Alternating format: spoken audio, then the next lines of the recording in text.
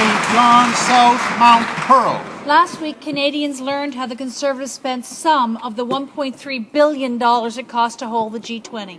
$5 million for car rentals, almost $100,000 for snacks, 22,000 bottles of sunscreen. Conservatives went on a spending spree at a summit the Prime Minister promised would be about controlling spending. Right. At a time when families are struggling with the high cost of living, how can this government justify spending almost 40 times more on security than the United States did? Right. The Honourable Minister of Public Safety. Mr. Speaker, as host nation of unprecedented back-to-back G8 and G20 summits, we are proud of their success.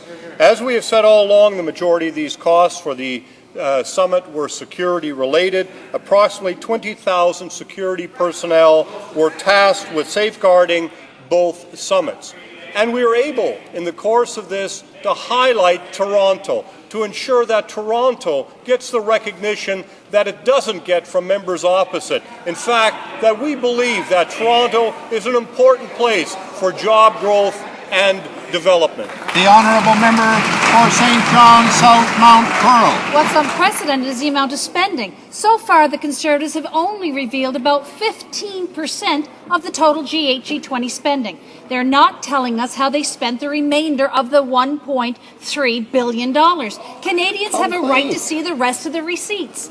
Last week's documents show that the Minister of Foreign Affairs is refusing to disclose how his department spent its money.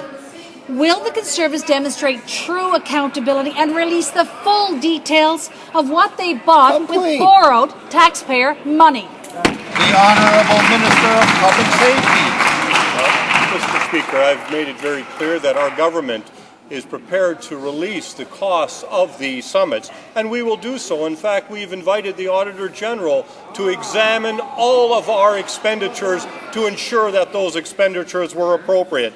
Canada was responsible for the safety and security of world leaders, delegates, visitors, and Canadians living and working near where the summits took place. We took this responsibility seriously, and we are proud of the men and women who ensured their protection. L'Honorable Député.